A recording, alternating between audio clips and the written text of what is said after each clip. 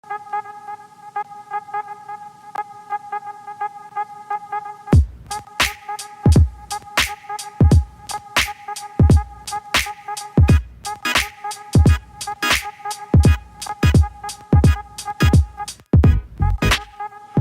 everyone, welcome back to the Anita Mavita Show. Mbote na bino nyonso tu bandeko na ngai. I hope, j'espère que vous allez bien na bolingo ya Nzambe. Na bandeko nyonso tu obo sabone sika ngai kombo na ngai Anita Mavita. Soyez les bienvenus na Anita Mavita Show.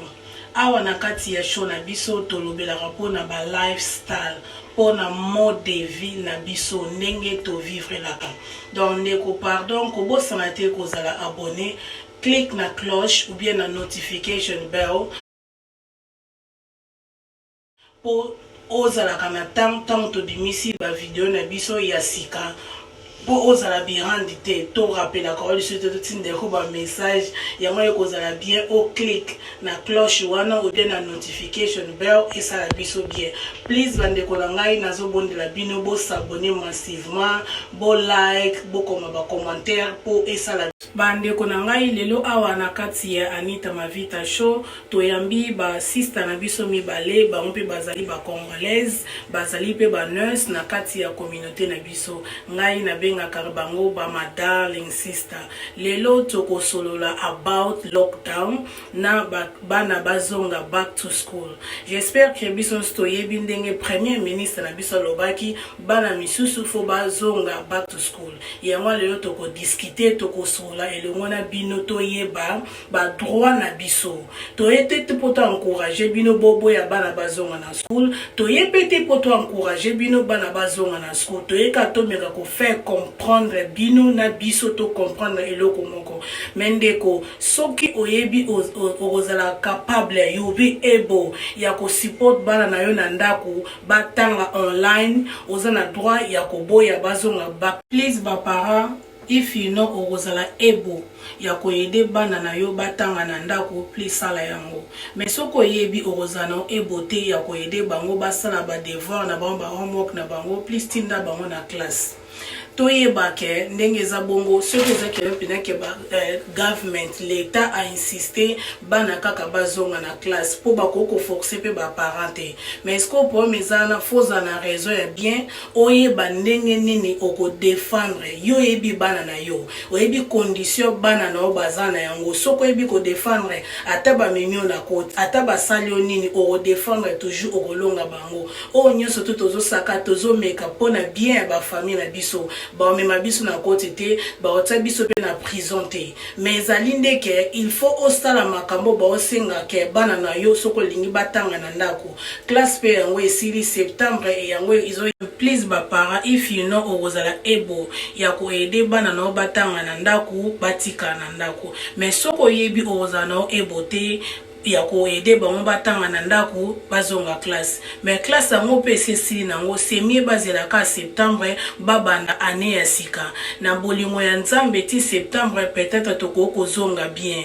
mais to yeba ba droit na biso soki ezake l'état vraiment communauté na niveau a forcer bena ke bana fo bazonga classe po bako forcer ba parapete fo ozala na raison ya bien pourquoi lingi bana bazonga classe te po yo za parent oyebi bana na yo yebi ba condition bana bazala nango donc soko ebi ko défendre bien ata ba memio na tribunal ata ba keno soko défendre bien ba osala lote ba otona na prison te toyeba ka ndenge nini ya ko défendre mais siko wa condition ko sala occuper pe bana ngo batanga bien na ndako olandela ka na biso oyo pe bazali moko ya banes na communauté na biso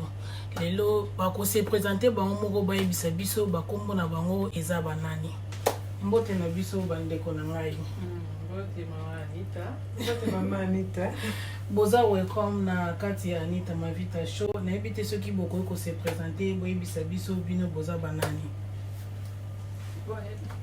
Okay. Ngai komulanga Marlène Toko. Nazanos na intensive care unit. Na saga na ITU. Mais voilà quoi. Sorry. Ok. Ngai komolanga mama Colette Bagula.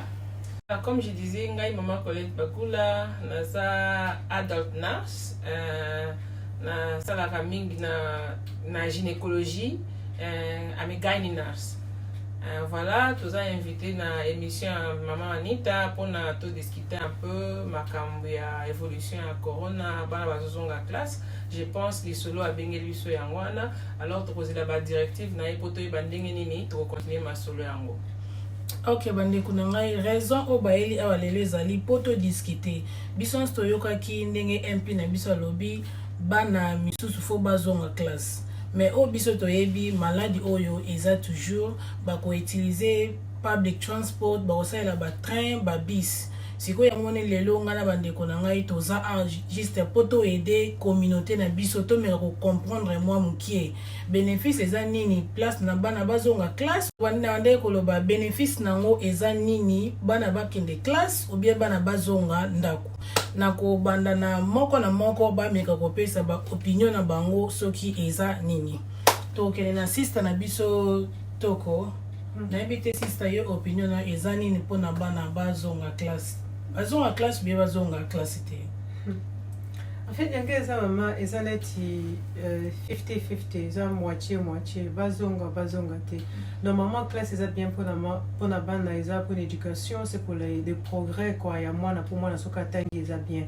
Mais problème dans ça bon, le bazonga dans mois à juin. Déjà c'est notre depuis qu'à partir à mois à juin entre juin na juillet et ça saison mon copain na makenda déjà et comme mingi ya activité. Donc là, c'est déjà ici, il faut visiter le musée, visiter la place. Donc, dès la saison où il y a une classe, et la saison où il y a une activité, il y a outing. La place est lockdown, la place est close. Le musée est au Kanga, la library est au Kanga. C'est comme ça que en juin, soit en juillet. Et là, on a vraiment bénéficié nango. Et ça risque que ça m'a cassé parce que ça va visiter Libanda. Donc, si nous avons que vous visitez Libanda pour le moment, il y a un problème, il y a contacter le virus. Donc, nous avons vraiment ils ont make sense pour bazonga na juillet. Soit batika na bandako ti année prochaine, en fin de septembre, bazonga normalement. Et puis, na top of ça, ils ont que bango bana bazé un peu confus dans les sens bazar lockdown déjà. C'est très difficile pour nous expliquer pour na bana que non. Boza lockdown pour nani surtout pour na bana mike bazo comprendre de l'autre donc na bandolo ba pour na ndé bazo ba pe comme maintenir distance entre bana mike eza trop pour na bango eza trop d'abord pour na assumer ba oye baté que non ata pour na biso mo mikolo eza très difficile pour na ko maintenir distance entre biso si ko ndeni toza ko respect bana na âge na bango ba maintenir eloko wana. Par exemple, you can't go close to this one, you can't go close to Jackie, you can't go close to this. Et ça très difficile. Les bandes sont déjà confuses. La makamonio se zoleka. Donc c'est mieux que batika na bandako, ba parents ba relève, ba mandope ça va devoir qu'on maintenir que non mon azo ça va devoir ou bazo pesa l'école quoi ou les babi ma pona risque bana. Et puis ba yo ba kotanga pité parce que c'est juste pour les activités. That's my point. Ok, sister, j'espère que biso tozo comprendre lo tozo linga to loba ndenge sister na biso lobi wana ezalaki opinion na ye mais ngasi kona lingi na bakisa sister ndenge lobi bana bazonga classe te po surtout ya mike ba oyeba ndenge ya ko se protéger te ndenge ya kozana social distance te mais siko po meza wana soki ezaki government alobi il faut bazonga kaka siko est-ce que biso ba parents toza na droit ya roboya wana. I mean, des neti parents aux en droit parce que pareil au yebi moi na yo au yebi toujours ba neti moi na zana 12 ans par exemple moi na zana 12 ans quoi ce que non moi na aucune classe t as on make choice déjà donc on respecte choice à moi et puis ba encore forcer t et ça pour na benefit à moi na yo you know what is good for your children and you know you can take a responsibility. I want my child to stay at home so I can take home education can exist. So you can go for that. They can't force you. Mais si quoi ça ndeti bana ba 20 minutes bana ba 20 minutes na bandako. Est-ce que ba parents nyo surtout bazo aider bon batanga? That's a good point you say. Est-ce que les parents, est-ce que vous autant que ça va nandako, est-ce que vous huit relève il y a école pour ba continuer que ça va devoir na bango. That's a good point. Donc il y a moi c'est que peut-être Colette faut y puis ça pour les parents bas ça Au fait, déjà, na soutenir l'opinion et à collègue Nangai Marlène, et à Kolobaki, bah point soit soulevé et ça relevant et c'est good point pour en joindre boyeba na babi makande ba place ope babi marabakinda eza ya kokangama siko comme eza ya kokangama bana wana na école babanda kokende wat bando sala nini bando fandaka Marlène a ça expliqué makambo na nyonso na mukuse et puis alobi yango trop clairement de social distancing pour na bana eza difficile na récréation ba ko sakana ndenge nini ko koma ndenge nini bana ngo pe bazala ka ebele même ata na kati ya ba classroom il faut batia ba 2 mètres wana ba mire ko panzana te. Alors comme je disais ba mire ya ba école wana ba salle wana ye koma minene te bana baza ebele ba room eza muki gouvernement epesi biso ba biloko yo ba préparatif moko clair te o toyebi ke na école ekozala boye ba kosala boye pour na social distancing. Ngai personnellement moi na nga belaki yango naza na esengo te moi na nga zonga ata bolobi na nga nini Marlène na otiko lobango toza na droit ya koboya soko lingi te ba homeschooling pe ezali problème eza na communauté na biso. I'm not saying that toyebaka te tam su to banga kaka ozomeka te balobaka qui ne risque rien à rien soko risque te okoyeba te na mboko yo ba droit eza mboka ya droit okoki ko ndima na yo oza ko school ko home school mwana na ndako oza ko tangisi na ndako problème siko ndenge mama Anita lobaki ba mama combien depuis lockdown obo fanda na bana disait ndenge mama Anita lobaki OK ko fanda na ndako eza bien mais nazo tourna sikoyo ba mama combien de bota la biso mama Marlène lobaki eza bien bana bazwa éducation baza na ndako baotinda ba devoir ba mama combien ndenge eza wana mikolo nyonso bafandaka na bana bango basalaka ba devoir wana parce que ndenge bana bafanda na ndako ngai personnellement na salaka yango every day et puis na bakisaka ko bilo mususu batindi basijona po eza mike na mukia mayele onga na zana ona bakiseli esusu mwa ba makamususu po équipier active po na école batanga ka ebele bazana mo ebele na mutu bana biso ba mayele koleka biso ba génération le donc il faut ko bakisela bango siko pomeza tango bokoboya bana bafanda na ndako c'est bien pour toza ko soutenir bana pour toza ko protéger bana siko ba combien obo fanda na bana ndako bo continuer ko supporter bango na ndako bo ça va support so that je disais ba maman ya biso ba congolaise toza mayele mingi mais on se sous-estime toki ko sala homeschooling ba we need to take also responsibility il faut tozo ba responsabilité tozo aller devant ba devoir à école ya kana moi question mo mbali o bakisi pour ce qu'on poni homeschooling ngai na sina meki ba démarche ba banda ko monitor yo ba banda ko ya ko checker level ya mwana. Donc mais biloko ba ko pesa yo ekoza ngo ebelete nga ba devoir batindela mwana nga asala ngo na 2 heures asisi ya semaine mobimba akoti asisi ne yango donc ozomona ke komi boring yango wana tozwaka ba risque ba mama ngai et puis tozwaka temps pour na lockdown ezaka te olali no retard ola muki retard comme bana bazana ndaku tant mususu continue maboke na oloba mabete po esale makana yebi parce que même ngai ndena zana zaka tempted mais il faut y avoir priorité na yo ezanini bana yes hein donc ngape na zaka tenter na makambo wana mais il faut attendre que maman oye baba priorité na yo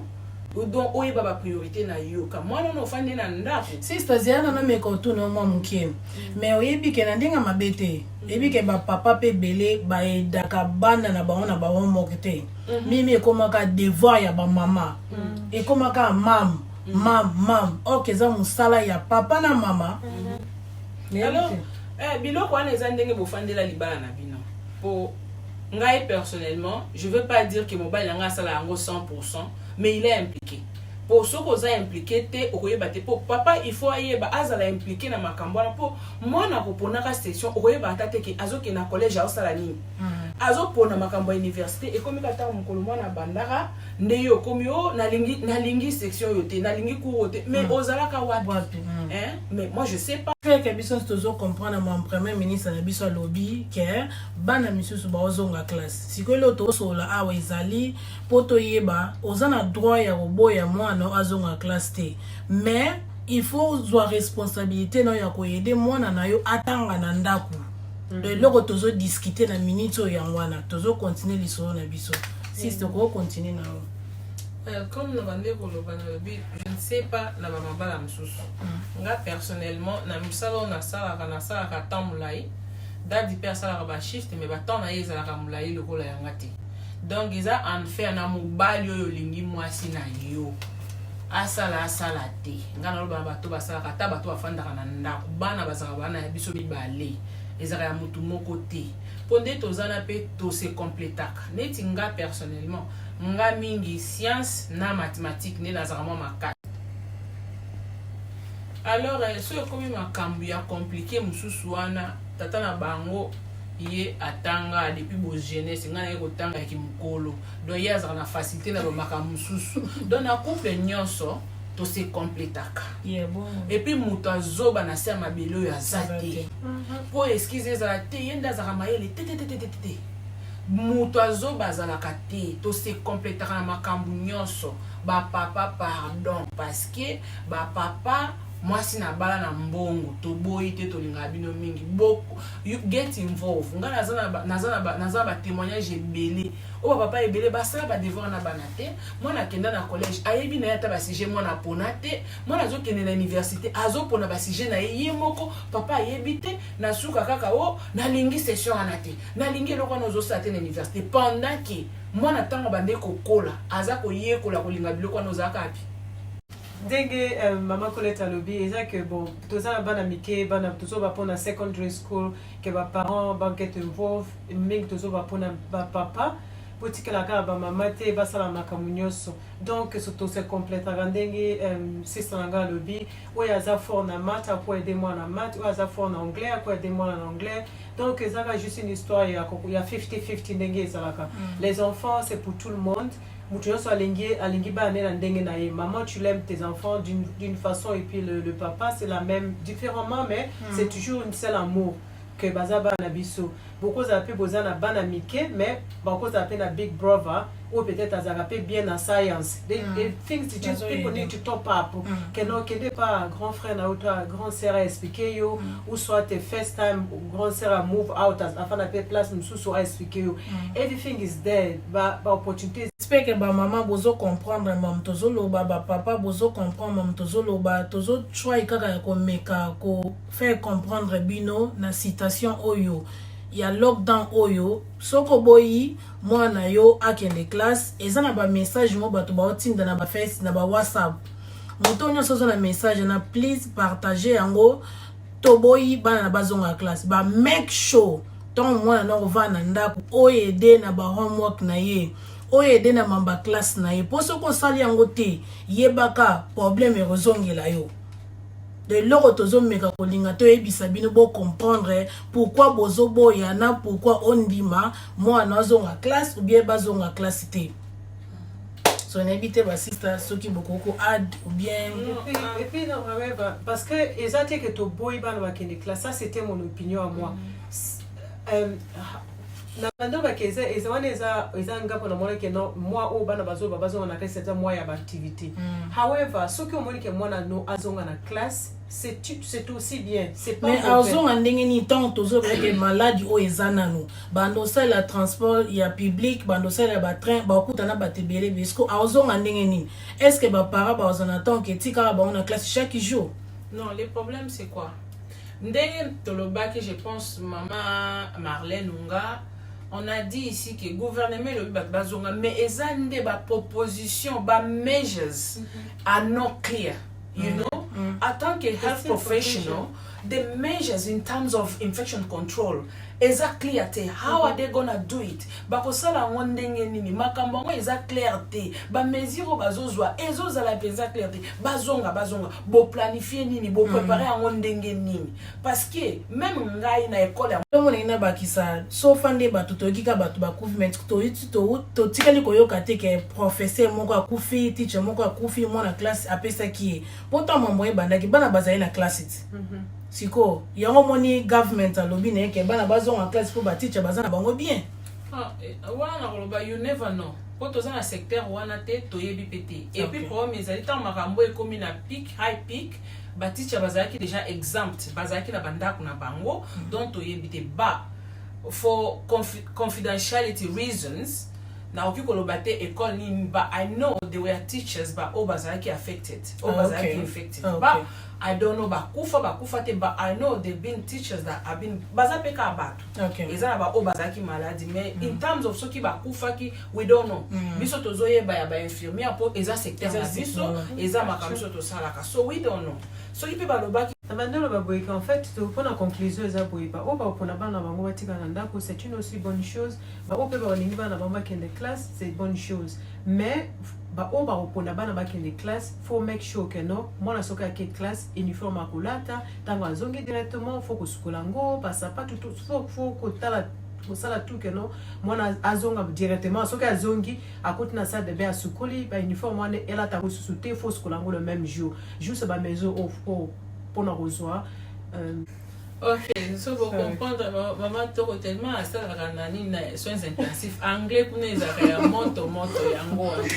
Alors comme elle disait, donc moi na soka zongi il faut que yeba kaka tant à zongi pour ceux qui moyens ali ko longoler sapato n'importe bokoti na on ndako tant azokota na ndako olongoli sapato direction salle de bain asukoli ko banda mutu tina se parce que eloko yo bozo besoin na soyi eza wana tango akoleka kota koleka ndekana azwaki soyi ya mutu aza na infection to ebite soki ekoyi na mutu efandi na mutu akoya kotia yango na coussin alale na coussin eke na nzoto eke na elongi biso to evident yango tozo recommander ko suka ko banda mutu tina se okotisi mwana na douche mbala moko kosuka na savon ya ebele bozo yeba virus ekufaka na antibacteria te bazo benga ngo virus eza batterie te virus savon infection control ata awa eza savon ebele osukoli mwana mai ya moto savon ebele fulu penza olongoli yango you make sure o maseye savon na bien olongoli yango na nzoto na ye bilamba o alata mai ya moto ya kotokisa. Alors maman anita bakisa ki abi mai ya moto oui mai ya moto ke tumba mama note akoma na ba madodo mai ya moto ba okanga yo mai ya moto ya ba température normale oyo basukela ngo bana. Comme ça au sukoli mwana yo bien après alongwe kuna biloko il faut ebandenga ko kabola biloko na bilamba na ye esalaka ye moko te na biso ba mikolo ngai chaque fois soki na zongi soki na bimi na zaka direction salle de bain na mikolo ezaka bana te mais tozo ba pona bana tango ko mobima bongo ale bosukola ka bana régulièrement ba maman bazana bana 4 5 na yebi ndenge bosala ngo te soki kozala ke misu ba ozela na couloir ba ko behave na yebi te ba tomeka basi na couloir kaka basali mulongo kosala ngo na yebi te wana tozoba angiza mwa moko mais toyebi ke biso toana ba multiples so na yebi te soki place wana tokosala ndenge ya mabete. Alors c'est un peu de ça nzambe amona bino apambola bino nyonso apesa biso makasi pe mayele ya koyeba ndenge nini ya ko se protéger. Et puis côté ya bana je suis sûr que tant to fin na banda kwa to te ya bana makambo sukola maboko régulièrement et comme habitude pour na bango social distancing ezaka kaka esili na noter et ko continuer kaka atana banda ko je pense que biso to banda ko sala ba exercice on a komeka ko garder distance donc makambo ko échanger te pour eloko corona oyo ekeite et diminuer nde mais ekei na noté na yoka kike na Chine kuna bakaya nu ya sike bandi lisusu soki eza solo je ne sais pas mais na yoka ki ko yoka eza bien ko vérifier eza mieux hein donc essayer na noté to continuer ko banga yango parce que maladie eza malembe te eza pe sérieux eza ko sakana ngote mais nzambe oya sala biso aleki maladie. Amen. Beaucoup de prières. Ok, c'est quick pour dire que non, tant qu'on va dans quelle classe où yo maman zo sur l'uniforme, moi na à cause wango, mais moi na ça na risque vraiment mingité parce que moi na moké système les a bien. Mais à cause ils ont des parents de tous autres à la besoin nango papa tant yo maman tant yo longoli bilamba moi na foyer bandeng nous autres ça la personne aux na masque là tant yo longola c'est juste pour te protéger toi-même parce que moi na ça le système et qu'on supporter à okufa nango te mais maman na papa les adultes. Ok. Merci Nabino Zuboti Kolanda Biso. J'espère que vous comprendre makambo toti koloba que please papa maman bo aider ba Nabino na makambo ya classe. Bo vandi sabango bo tangi sabango ezaka devoir maman te eza devoir ya batumi bale ya both side. Maman aider papa pas aider. Donc merci ne boti Kolanda Biso na minutes oyo boza bien nzamba lola apambola bino to landa next video. Bye.